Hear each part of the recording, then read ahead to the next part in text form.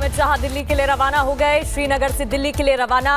CCS की बैठक है जिसमें गृह मंत्री अमित शाह शामिल होने वाले हैं। इससे पहले पीड़ितों से उन्होंने मुलाकात की थी, अस्पताल भी वो गए थे जहां हालचाल उन्होंने जाना था। साथ ही जो परिजन हैं मृतकों के, उनसे भी उन्होंने मुलाकात की थी, बातचीत करते दिखे। श्रीनगर से दिल्ली के लिए अमित शाह गृह मंत्री रवाना हो चुके हैं। सीसीएस की बैठक क्योंकि होने वाली है, मीटिंग में वो शामिल रहेंगे। क्या क्या वहां पर उन्होंने देखा है, पूरा फीडबैक अपडेट इस मीटिंग में वो बताने वाले हैं। साथ ही उस पर बातचीत ओवरऑल होने वाली है। गृह मंत्री अमित शाह दिल्ली के लिए सृष्टि रवाना हो चुके हैं और सीसीएस की मीटिंग में शामिल होंगे। बिल्कुल, और कल देर शाम पहुंचे गृह मंत्री अमित शाह पहलगाम पहुंचते हैं, बड़ी बैठक वहां पर होती है और उसके बाद अब सीसीएस की बैठक के लिए गृह मंत्री के लिए रवाना। इसी बीच एक और बड़ी जानकारी आपको दे दें, पहलगाम हमले पर रॉबर्ट वाड्रा का बेहद शर्मनाक बयान आया है। उनका कहना है हिंदू मुस्लिम दरार की वजह से हमला हुआ। इतने क्रूर आतंकी हमले पर भी इस तरीके की टिप्पणी, आखिरकार रॉबर्ट वाड्रा क्या साबित करना चाहते हैं, ये सबसे बड़ा सवाल है। This is my thought. This is not a thought that the Congress or my family's thought.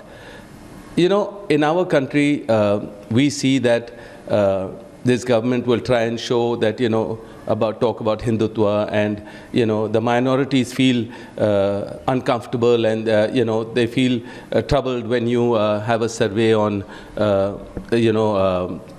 mosques, or you tell people you cannot pray in this way or that way. These kind of things create instability, communal issues, and if you see the way this act, if you dissect this terrorist act that took place, if they're looking at people's identity, why are they looking at people's identity? Because there's a divide that has come about in our country with Hindus and Muslims. निर्दोषों का रक्त अभी सूखा भी नहीं था कि कांग्रेस के दामाद का हाथ जिहादियों के समर्थन में खड़ा हो गया। जिस तरह से इसे उन्होंने मुसलमानों के असुरक्षित होने से जोड़ने का दुष्कर्म किया है, श्रीमान रॉबर्ट वाड्रा ने हरसंभव प्रयास किया है कि आतंकवादियों की इस आतताई कार्रवाई को वो न्यायोचित ठहरा सकें। यह अत्यंत दुर्भाग्यपूर्ण है, निंदनीय है और दंडनीय है जिस तरह की हरकत रॉबर्ट वाड्रा ने की है। वहीं पहलगाम के टूरिस्ट स्पॉट को जिस तरह से निशाना बनाया गया, वो बताता है कि इस हमले को पूरी तरह से हमास मॉड्यूल में अंजाम दिया गया, जिसके बाद जांच एजेंसियां इस हमले के इंटरनेशनल तार भी अब खंगाल रही हैं।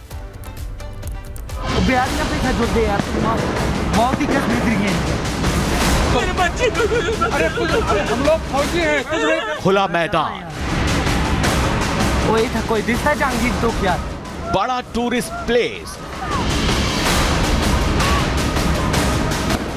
छुट्टियां मनाते लोग, कोई दिखता जहांगीर तो क्या, बिहारियां पे खजूर दे यार। लोगों पर अंधाधुंध फायरिंग।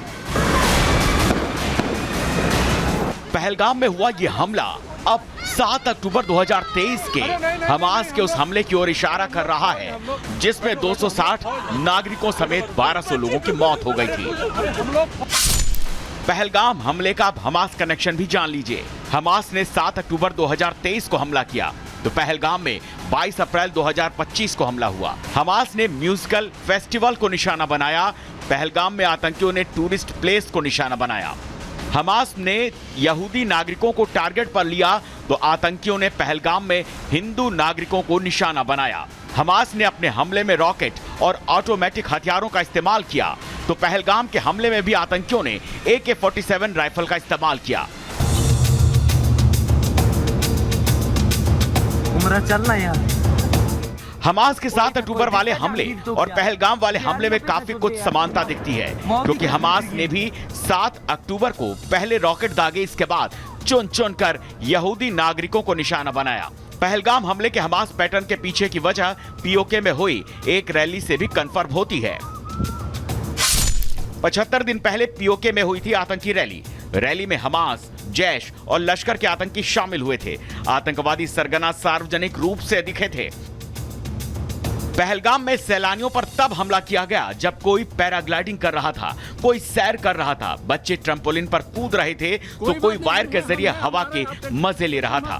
आतंकी के इस नरसंहार को लेकर जो जानकारी आ रही है वो ये है कि 6 से 8 आतंकियों ने हमला किया, 3 से 4 आतंकियों ने गोली चलाई, 2 से 3 आतंकवादियों ने हमलावरों को दिया सेफ पैकेज। कश्मीरी कुर्ते में दिखे आतंकी, कुछ आतंकी कश्मीरी भी बोल रहे थे। 4 आतंकियों ने पुलिस वर्दी पहनी थी। हमले में एक विदेशी आतंकी भी शामिल है। हमले से पहले आतंकियों ने रेकी भी की थी।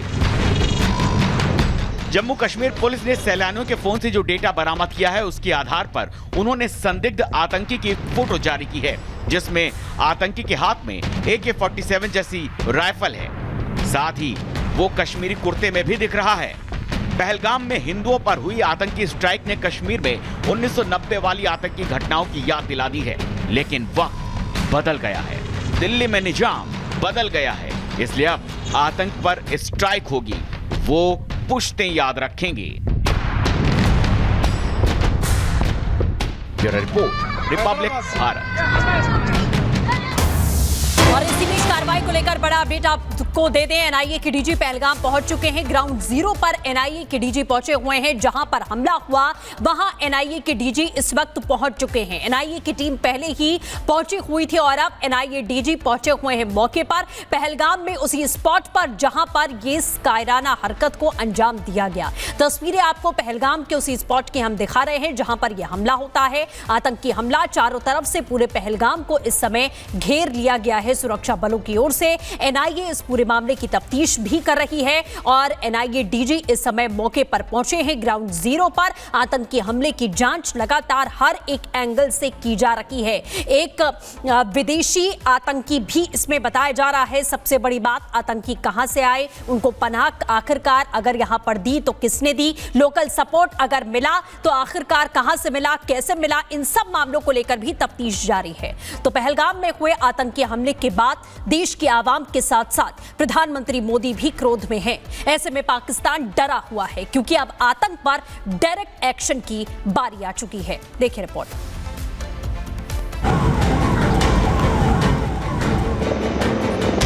बिहारियां पे छचोते यार।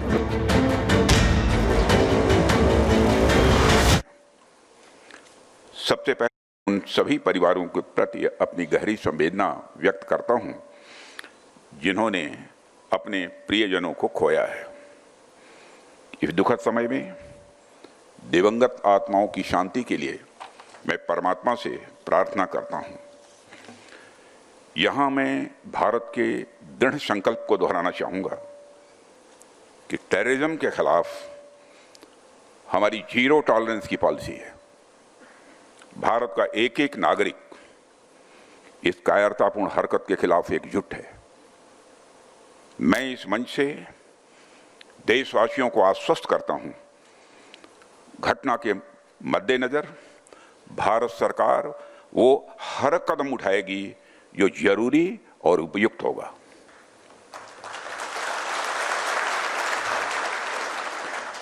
और हम सिर्फ उन लोगों तक नहीं पहुंचेंगे जिन्होंने इस घटना को अंजाम दिया है, हम उन तक भी पहुंचेंगे जिन्होंने पर्दे के पीछे बैठकर हिंदुस्तान की सरजमी पर ऐसी नापाक हरकतों की साजिशें रची हैं।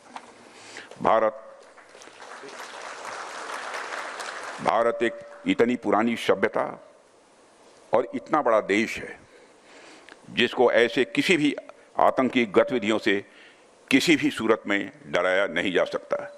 ऐसी हरकतों का जिम्मेदार और इसके जिम्मेदार लोगों को आने वाले कुछ ही समय में जोरदार तरीके से नजर आएगा। मैं देशवासियों को आश्वस्त करना चाहता हूं।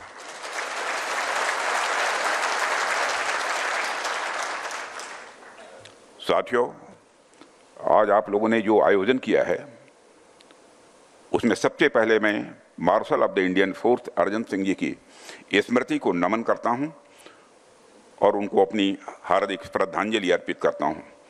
मुझे यह जानकर अच्छा लगा कि आप सभी उनकी स्मृति में यह कार्यक्रम प्रतिवर्ष करते हैं।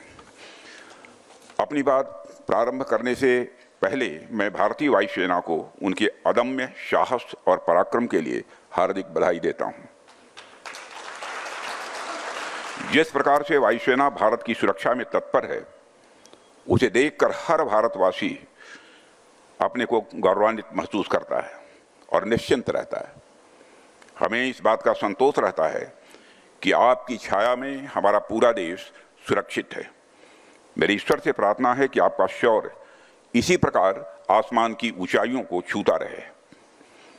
आज आपने जो यहाँ पर चर्चा के लिए, बातचीत के लिए विषय रखा है, transformation of the Indian force, मैं समझता हूँ कि यह विषय न केवल हमारी एयरफोर्स की अब तक की पूरी यात्रा को अपने भीतर समेटता है, बल्कि यह आने वाले समय में इसकी भूमिका को और सशक्त करने के डिस्कोर्स को भी हमारे सामने रखता है।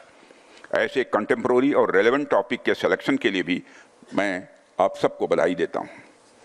साथियों, आज मैं खुद को गौरवान्वित महसूस कर रहा हूँ कि मुझे ऐसे ऐतिहासिक व्यक्तित्व के बारे में अपनी बात रखने का अवसर आप सबने दिया है। यह हम सबका सौभाग्य है कि अर्जन सिंह जी जैसे विजनरी मिलिट्री लीडर्स इस देश में पैदा हुए। उनकी लीडरशिप, उनका विजन और देश के प्रति उनका समर्पण इनक्रेडिबल रहा है। वो अपने दौर के एक विजनरी मिलिट्री और आतंकियों को बख्शा नहीं जाएगा, राजनाथ सिंह ने साफ कर दिया है। रक्षा मंत्री ने कहा है कि आतंकियों को बख्शा नहीं जाएगा, आतंकियों को भारत करारा जवाब देगा। कुछ ही समय में दुश्मनों को करारा जवाब मिलेगा, मैं आपको आश्वस्त करता हूं। ये साफ तौर पर कहा है रक्षा मंत्री की तरफ से, दुश्मनों को ऐसा जवाब मिलेगा कि दुनिया देखेगी।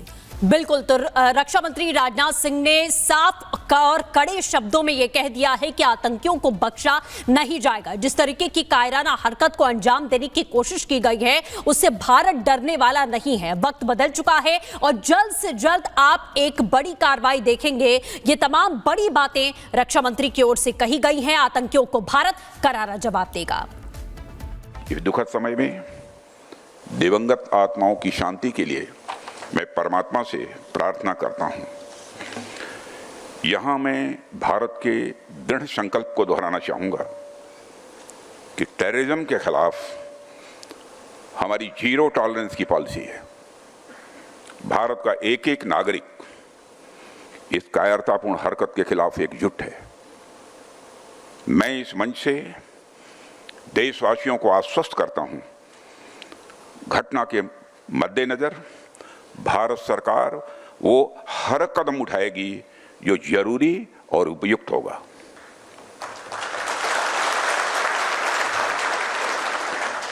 और हम सिर्फ उन लोगों तक नहीं पहुंचेंगे जिन्होंने इस घटना को अंजाम दिया है, हम उन तक भी पहुंचेंगे जिन्होंने पर्दे के पीछे बैठकर हिंदुस्तान की सरजमी पर ऐसी नापाक हरकतों की साजिशें रची हैं। भारत टेररिज्म के खिलाफ हमारी जीरो टॉलरेंस की पॉलिसी है। भारत का एक एक नागरिक इस कायरतापूर्ण हरकत के खिलाफ एकजुट है। मैं इस मंच से देशवासियों को आश्वस्त करता हूं, घटना के मद्देनजर भारत सरकार वो हर कदम उठाएगी जो जरूरी और उपयुक्त होगा।